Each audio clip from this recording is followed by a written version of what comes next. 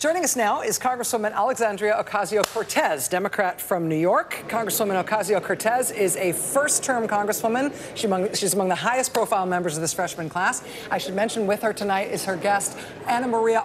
She's an activist who confronted former Senator Jeff Flake last year in an elevator. She asked him to vote against Brett Kavanaugh for the U.S. Supreme Court, at the time in emotional terms, telling Senator Flake about her own experience with sexual assaults. I want to welcome you both here tonight. Thank you so much for making time to be with us. Thank you. Congresswoman, let me ask you first, just for your response to what you heard tonight from the president. Obviously, this is the first State of the Union you've ever attended as a member of Congress. What was your experience tonight, and what did you think of what you heard? No, I think that the president was unprepared. I don't think that he did his homework. We've seen States of the Union addresses delivered by many presidents, Democrat and Republican. They almost always have substantive policies that are offered. I agree with Senator Klobuchar there that there was no plan. There was no plan to address our opioid crisis. There was no plan to address the cost of health care. There was no plan to increase wages. It was, I had to ask myself, is this a campaign stop or is this a State of the Union? Can I also ask about your decision to bring your guest with you here tonight? Obviously, you have the choice about how to attend in your own right, but also who to bring with you and why and what message you were trying to send. I'd ask you to talk us through that as well.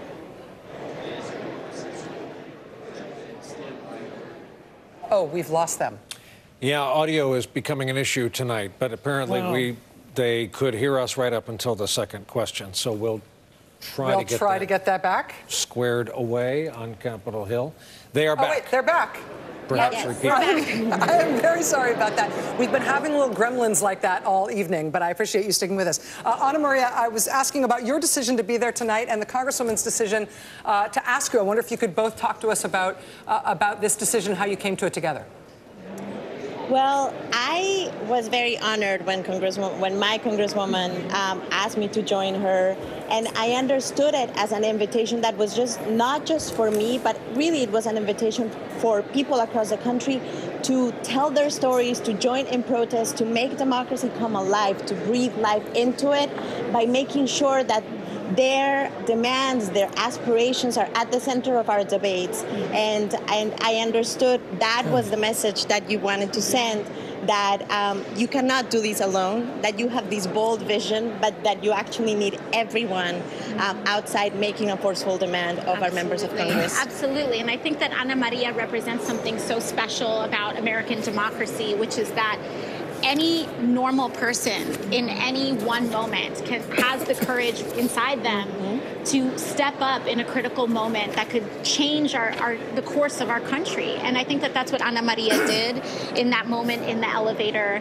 And it did change the proceedings of the vote. Senator Flake, as a result of her testimony and the way that she expressed her story, asked for a further FBI investigation before the vote proceeded.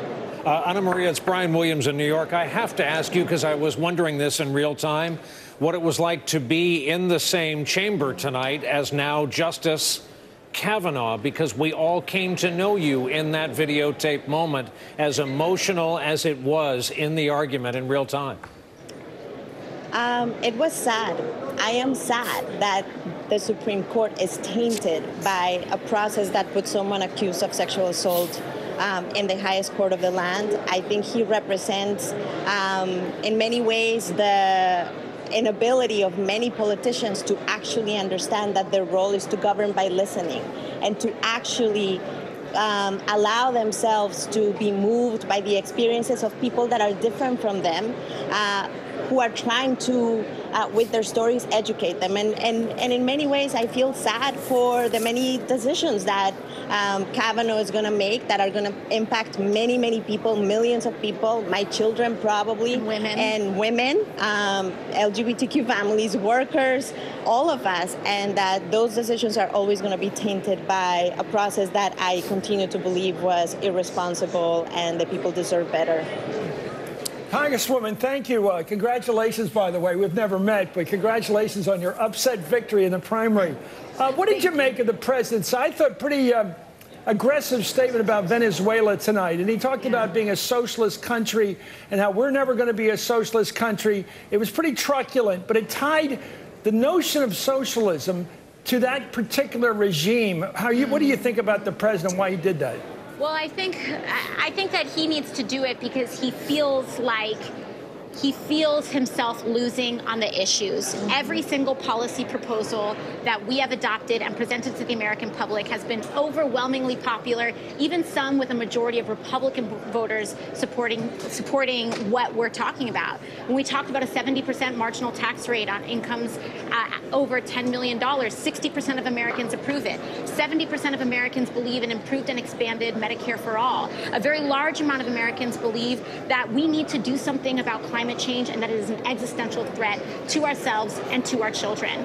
And so I think he sees himself losing on the issues. He sees himself losing on the wall, on the southern border, and he needs to grasp at an ad hominem attack. And this is his way of doing it. But what we really need to realize that what is happening is that this is an issue of authoritarian regime versus democracy. And in order for him to try to, dissuade or throw people off the scent of the trail, he has to really make and confuse the public. And I think that that's exactly what he's trying to do.